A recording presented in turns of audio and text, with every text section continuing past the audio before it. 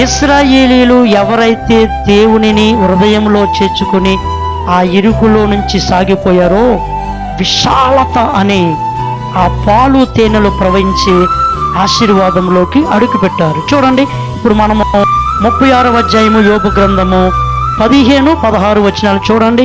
శ్రమపడిన వారిని వారికి కలిగిన శ్రమల వలన ఆయన విడిపించును, అంతేకాక బాధల నుండి నిన్ను తప్పించును, ఇరుకులేని విశాలతకు నిన్ను తోడుకొని పోవను. చూసారు ఎంత క్లియర్ గా బైబిల్ ఉందో ఒకసారి చూడండి. మనకి కూడా దేవుడు అంటున్నాడు మనల్ని విడిపిస్తానని. మన విడుదలకు ఒక గొప్ప కారణం ఉంది. నీ జీవితంలో, నా జీవితంలో రక్షకుడున్నాడు, విమోచకుడున్నాడు. యేసయ్య రక్తం ఉంది, యేసయ్య యొక్క శిలువ విజయం ఉంది. నీ వ్యసనాలు, నీ వ్యాధులు, దేవుని బిడ్డలారా, నీ అశాంతి, నీ దుఃఖమంతా కూడా యేసయ్య తన మీద వేసుకుని నీ కోసం శిలువలో బాధపడిపోయాడు. ఇంకా నువ్వు బాధల్లో ఉండడం దేవుడికి ఇష్టం లేదు. హల్లెలూయా. కాబట్టి ఆయన మనకు విశ్రాంతినివ్వగలిగిన దేవుడై ఉన్నాడు. హల్లెలూయా.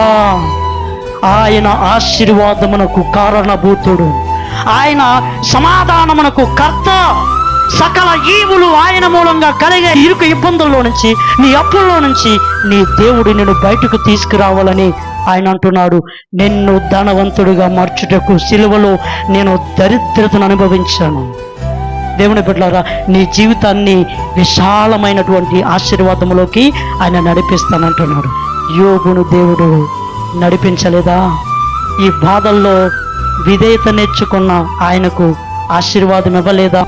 ఎందరో విధేయులుగా మారిన వారికి దేవుడు ఆశీర్వాదం ఇవ్వలేదా? అబ్రహామును విధేయతను బట్టి ఆశీర్వదించలేదా? ఇస్సాకును విధేయతను బట్టి ఆశీర్వదించలేదా?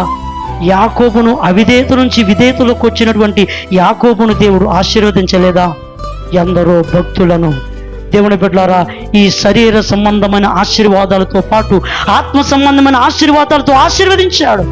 ఆనాడు ఒకవేళ యోబును శరీర సంబంధమైన ఆశీర్వాదంతో ఆశీర్వదించవచ్చు.